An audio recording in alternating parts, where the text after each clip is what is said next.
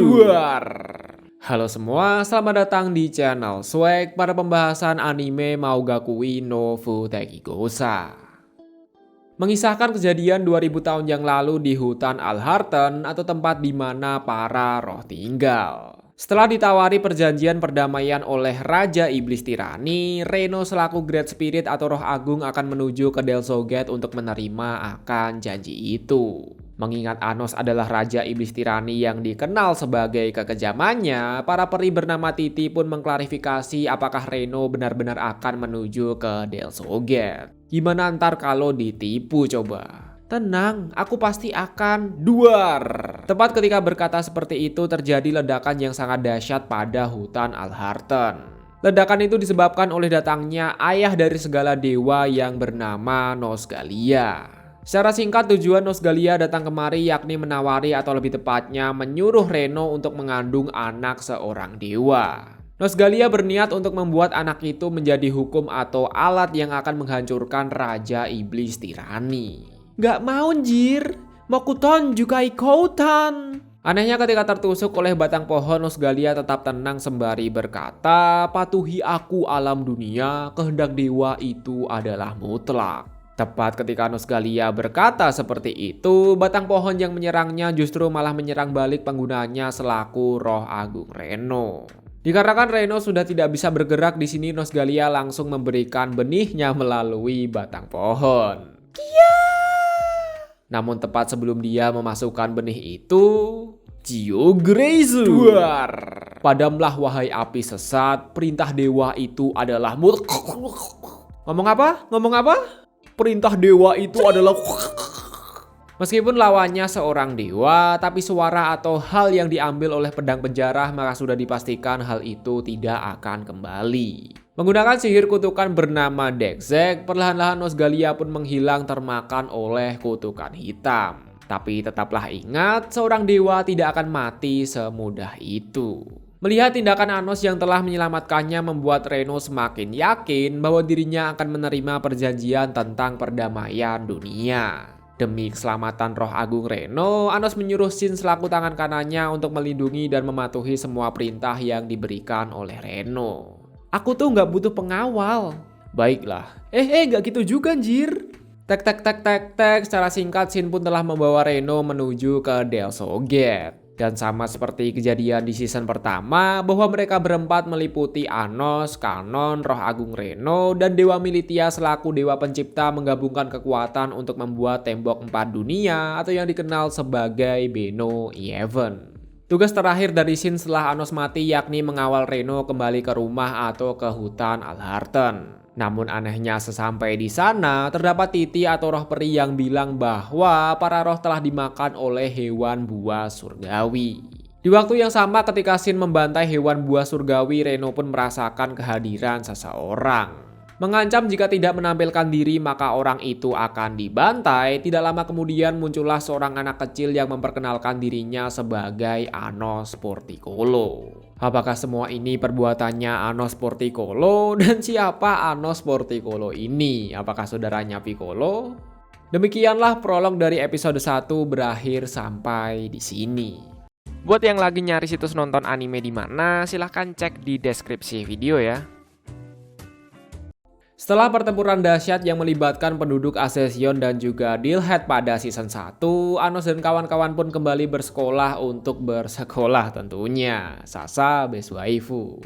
Ketika masuk ke kelas, Meno Sensei pun memperkenalkan murid baru yakni Eleanor dan juga Zesia. Sama seperti biasa, bahwa para kaum bangsawan langsung memandang rendah mereka karena manusia telah menyulut perang dengan ras iblis. Tidak lama setelah itu, Meno Sensei juga memperkenalkan satu guru baru bernama Elmet atau Erumeido. Erumeido ini merupakan iblis yang berasal dari 2000 tahun yang lalu dan juga merupakan salah satu dari keempat raja kegelapan atau raja jahat. Keempat raja jahat merupakan urutan kedua dalam segi kekuatan setelah Raja Iblis Tirani. Ya intinya overpower lah, tapi mereka berempat loh ya. Tentu mengingat Erumeido bukanlah keturunan dari Raja Iblis Tirani, para kaum bangsawan juga langsung segera memandang rendah dirinya. Tanpa basi-basi lagi, Eurymeido langsung bilang bahwa Avos Dilhavia itu adalah Raja Iblis palsu, sedangkan yang asli itu adalah Anos Voldigoth yang sedang duduk pada kelas ini. Pada awalnya para murid kaum bangsawan menganggap Eurymeido merupakan guru yang sangat sinting. Namun semua itu langsung berubah ketika mereka melihat sihir Zek atau sihir kontrak yang telah ditandatangani oleh 7 tertua iblis yang bertuliskan bahwa Raja Iblis Tirani itu adalah Anos Voldigoth. Tidak lama setelah itu, Eurymeido menyuruh Anos untuk maju dan mempersilahkannya untuk berbicara. Tapi sebelum itu, Eurymeido menghilangkan seluruh meja dan kursi agar supaya semua orang yang berada di sini membuku hormat kepada sang Raja Iblis Tirani. Ya meskipun kaum bangsawan dipaksa untuk tunduk oleh Eurymeido sih. Hormat dulu cuy. Namun tak lama setelah itu Anos langsung segera mengembalikan meja dan kursi sembari berkata, mau percaya ya silahkan, kagak percaya ya bodoh amat. Sembari berjalan menuju ke meja, Anos pun juga berkata bahwa aktingmu tidak terlalu buruk Nosgalia. Yup, ternyata di dalam tubuh Eurymeido itu adalah Nosgalia selaku ayah dari para dewa. Namun dikarenakan Eurymeido tidak membuat kerusuhan, maka tidak ada alasan bagi Anos untuk baku hantam. Di sini kita ubah Eurymeido jadi Nosgalia aja ya, karena di sepanjang cerita tubuh Eurymeido itu dirasuki oleh Nosgalia.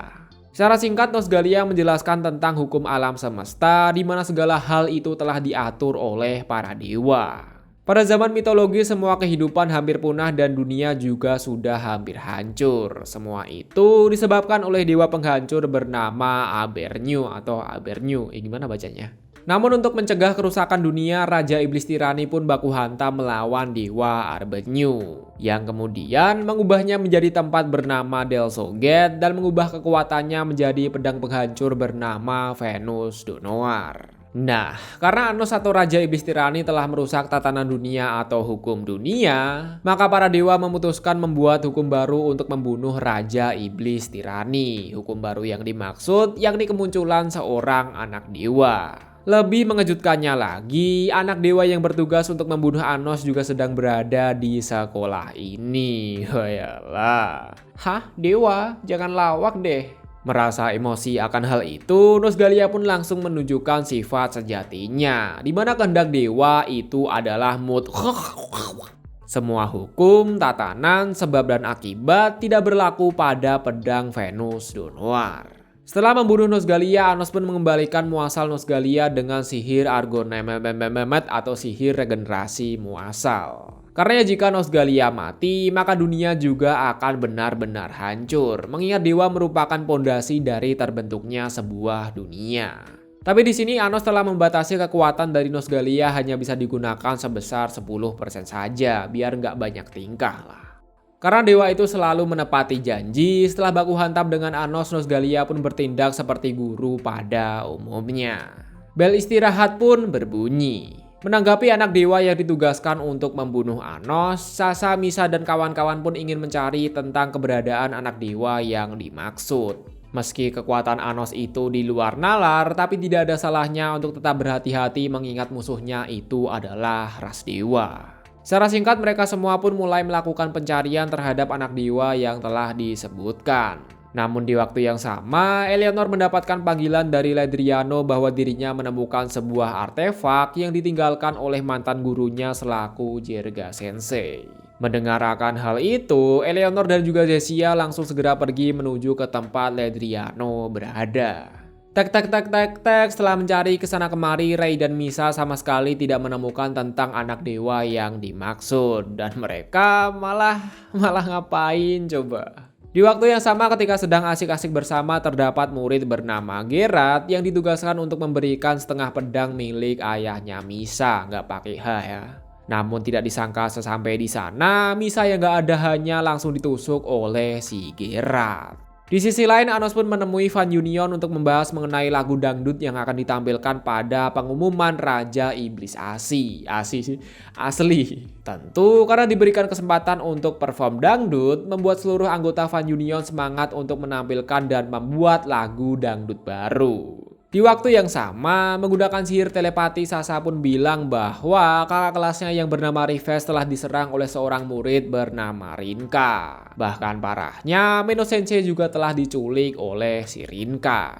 Tentunya saja Rivez sempat merapalkan sihir Enoi yang berfungsi untuk melacak si Rinka ini. Dan tanpa basi-basi lagi, Sasa dan Misa pun langsung segera menghampirinya. Tidak berhenti sampai di situ saja, ketika Anos masuk ke tempat Fan Union terlihat Melheis yang sedang pingsan tidak berdaya. Ketika Anos ingin menghidupkannya, anak buahnya Eromade yang bernama Zik langsung segera menggagalkannya. Sembari menggunakan sihir limnet atau perspektif jarak jauh, Zik pun memperlihatkan masing-masing keadaan anggota milik Anos. Sasa dan Misa akan baku hantam dengan Rinka selaku pelayan Raja Neraka, Eleanor dan Zenziya akan baku hantam dengan Zabro selaku pelayan Raja Prasasti Merah, dan Misa yang ditusuk oleh Gerard selaku pelayan dari Raja Kutukan. Perlu digarisbawahi bahwa keempat raja ini nanti akan ditampilkan pada kelanjutan cerita, jadi mohon untuk diingat ya. Dikarenakan jikalau adu kekuatan si Zik jelas kalah, maka di sini dirinya akan mengajak Anos untuk adu kepintaran. Permainan tebak-menebak siapa anak dewa akan dibahas pada episode selanjutnya.